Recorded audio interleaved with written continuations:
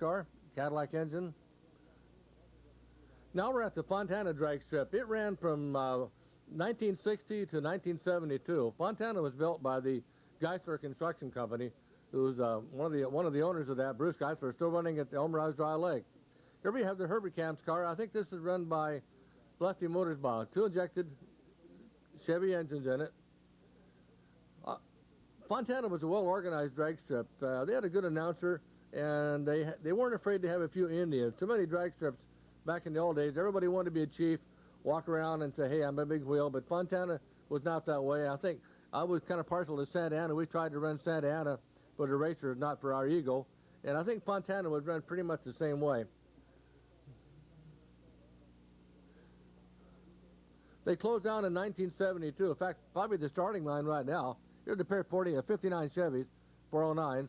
Starting line probably right now is underneath somebody's fireplace, underneath a nice house that was built, and this whole area is now a big housing tract. When the 61 Chevys came out, they had a 409 available, so a lot of guys jumped on them. They bought the 409 engine, and about mid-year they went to the 427. So the fellows that had bought the 409 found themselves competing in the same class with the 427. And it made it pretty rough on them, because that extra cubic inches and the development of the engine made the 409 pretty obsolete. Here's the twin engine car again with injectors on it, no blowers. Had a lot of shut-off area. As long as your parachute opened up, you had a lot of room. If your parachute didn't open, then you had a little problem. This car right here, the driver is Dwight Pennington. The fellow helping him is Bert Lesage. They run a blown Chrysler, as you can see. They ran both the dry lakes and the drag races with this car. Very first competitors, both on the drags and at the dry lakes.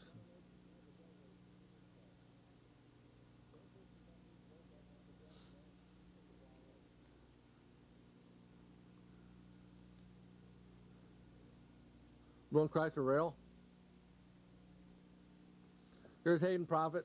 He's driving the Bayer and Faritas Iski-equipped twin Chevys. The car ran consistently in 176 to 180 mile an hour bracket. Other twin engine cars in the area were John Peters with a freight train. We had Jazzy Nelson came out with a twin side-by-side flathead engines. Dragmaster, they ran twin Chevy engines and sometime twin Dodge engines. Howard Camp's car had 2 side-by-side blown Chevys. Manuel Coelho, he came out with a car with a Chrysler in the front and the back, both with superchargers. And then we had Lefty Mudersbach with the 2 Chevy engines. So a lot of fellows, well, figure 1 is good, 2 is better, but they tried that for a couple of years, and then they kind of died out. Art Crispin ran the 61 Winter Nationals, and won, became national champion driving the Howard Camp twin car. So for a while they were pretty good, but then they became outdated, and they went back to the single engine. There's a fellow here that has a 409. He's a friend of Hayden's. Then they came out with a 427, and here he's making payments on a 409. And the fellows that are buying cars now were able to get the 427. It made it kind of rough on them.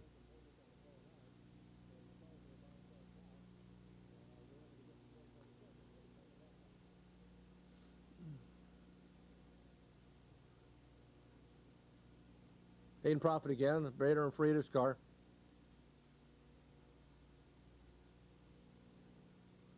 Little single engine blown Chevy. This dragster right here run by Leland Colby. He runs a supercharged Lincoln. Leland liked the Lincoln engines. This car is run by Dragmaster. They built their chassis themselves. They had a shop in Oceanside. Side by side they ran sometime blown Chevys and sometime blown Dodge engines. Cars run by Jim Nelson and Dode Martin. They took Shane back and forth doing the driving chores on it. Jim crashed a car in Santa Ana years ago and put him in the hospital for a while, but he came out of it okay. Here's Dwight Pennington's number 6 Roadster again.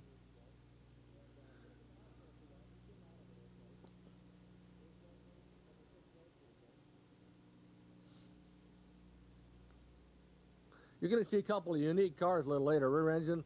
One of them took the 2 rear tires and they mounted them right next to each other. Here's Lefty Mudersbach injected Herbert car, twin dragster. Back in the old days, they didn't have the high-tech clutches like they do now. When I say now, we're doing the narration on this in 1995.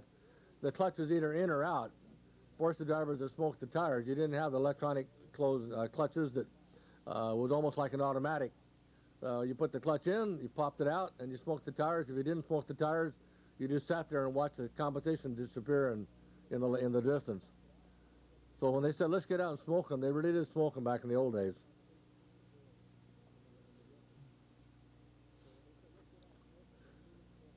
Barrel 409 squaring off.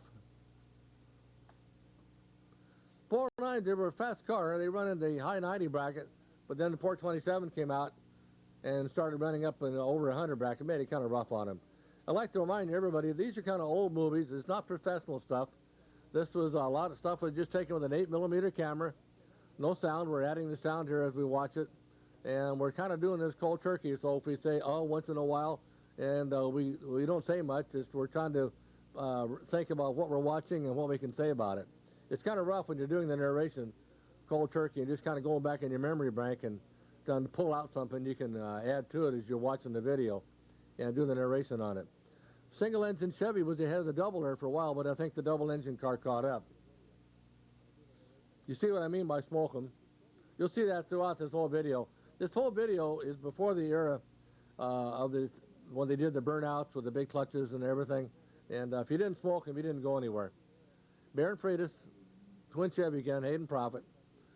And again, you know, I'm sorry, but I jumped around with Hayden a lot. Here we have Hayden running in Dragmaster. Dragmaster got off to a bad start, and Hayden was the winner on this one.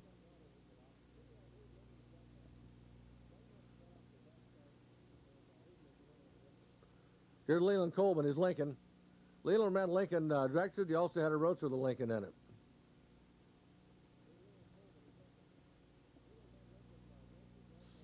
Leland and the twin Chevy. Leland shut off. Got a big 430-inch Lincoln in that car. A lot of you guys are watching it. Boy, would I love to have that El Camino now. Here's a little shot of the grandstand and the timing chart. They had a real good announcer up there. And since I was announcer at Santa Ana, they'd like to give information out on it, as the cars you watch. They had a good announcer at Fontana. He did pretty much the same style the way I did. Tried to keep the crowd amused and let people know what was going on with the car and how fast he went. So it was really a nice trip to go to and visit.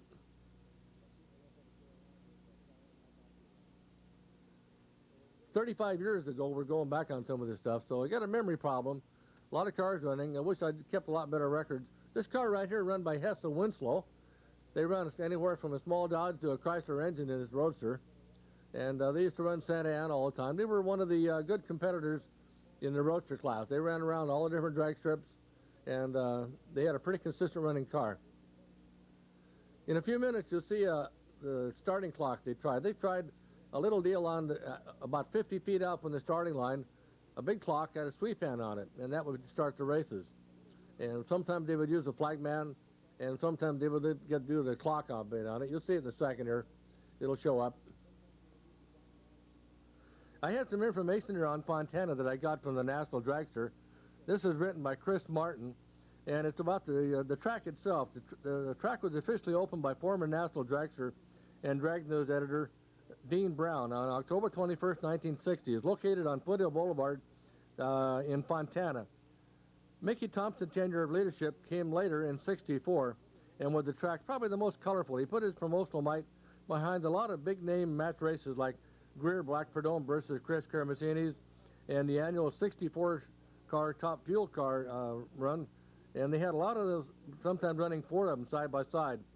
Early in '68, Fontana quit holding nitro shows and started an irregularly run bracket-only program.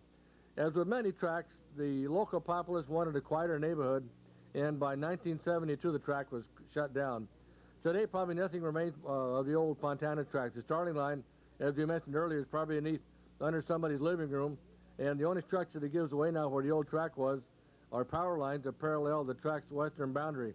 And I want to thank Chris Martin for letting me use that. We got a couple other places here that Chris gave me some information on the strips, and we'll kind of use that for fillers. We're going to be coming up pretty quick on this starting clock, and you'll see it's kind of unique. They didn't use it a lot of time, but whenever they did, you would watch the clock, a big sweep come around, and you would get the car started. That should be coming up. So I think the car right there had a Wayne Horning GMC engine in it. Got a blown Oldsmobile in this car right here, in the Roadster. Mudersbach Dragster Chrysler engine. And I don't not remember the driver of it, because we're going back. I hate to keep saying this, but I got to remind you that, you know, hey, we're going back a long ways on this stuff. And you be in the same boat I am, you know. I remember that car. And then you start to think, yeah, who was the driver? Yeah, you sit there going, duh, you know, trying to remember it. Heston Winslow in the Roadster. They buried from a Chrysler to a DeSoto engine in this little car. Pit car heading back down to pick them up. The little 37 Chevy, minus a few fenders. First car right here, I think is a Cunningham car. If I'm wrong, well, when somebody knows that, you'll have to correct me on it. A lot of sports cars that come out, Kurzcraft, Fossil Vegas, even some Allards used to come out to the drag strip years ago. Allard was always my favorite car, the one with the Cadillac engine in it. There's our clock. It would make a full sweep and then come around and we'll start the races. Here's a couple, looks like a couple of 59 Corvettes. I had a 58 Corvette years ago with a fuel injection on it, and it was a nice little street machine. It would run about 100 to 102 with the headers uncorked, and there was just a nice little car to drive on the street. Going to have the unique car I mentioned earlier be coming up pretty soon. They had a rear-engine Chevy in it, and the two rear tires were mounted right side by side, like you make one big tire. The car ran pretty fast, but it was pretty squirrely, and the car on the run, the driver would shut off of it most of the time. Looks like a 40 Chevy. Had a Corvette engine in that one, I remember that. T-Bird. A lot of T-Birds back in the older days, they took Etzel's engines in them, and some of them ran McCulloch superchargers on them, which made them a pretty good piece of car to run against if you had a Corvette. A T-Bird with an Etzel in it with a McCulloch blower on it was a pretty good car back in those days.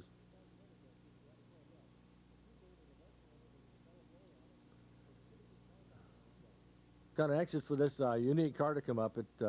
I keep stressing that, but I only saw him running maybe 2 or 3 times, and I never saw him again. I used to buzz around on Saturday when they had an event. I had to work on Sunday at Santa Ana, and I saw the car a couple of times and never saw him again. I guess he might have just given up on the idea. It was pretty squirrely. It scared everybody when he ran. The announcer would say, "Oh, here he is again," and everybody would kind of stand up to see if he's going to make it. The guy had a good idea on the rear engine bit. Just probably didn't have the knowledge, or so he could go into it and really develop the potential. Very few rear engine car. Here he is. Got a little blown Corvette engine in it, and look at the rear tires on this. They're mounted almost side by side. They look like you have one big wheel on it. And the car really come off the line real good, but at the other end, it was so squirrely that he had to back off of it. The guy had a good idea there. 61 Ford coming up. Had the high-performance engine in it.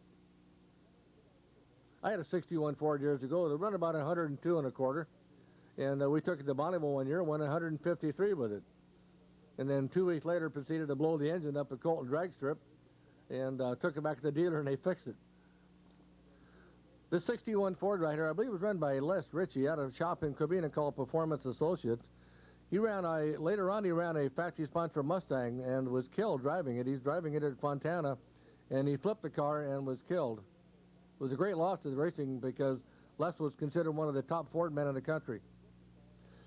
We're nearing the end of this segment here at Fontana. Oh, hey, hold it, back off. Right here we got another rear engine car. And you notice the tires on this one, they're spread apart. But he's running a car similar to what Jack Crispin ran. This car ran just a little bit better as far as being squirrely goes. And he didn't have to shut off of it too much. Here's Dean Moon's car, number 200, sports cars. I think it's a Devon. Had a blown Chevy in it. Our next segment we're going to get into is going to be a drag strip in Henderson, Nevada. They were holding a central meet with cars coming from California, Arizona, Nevada, and as far away as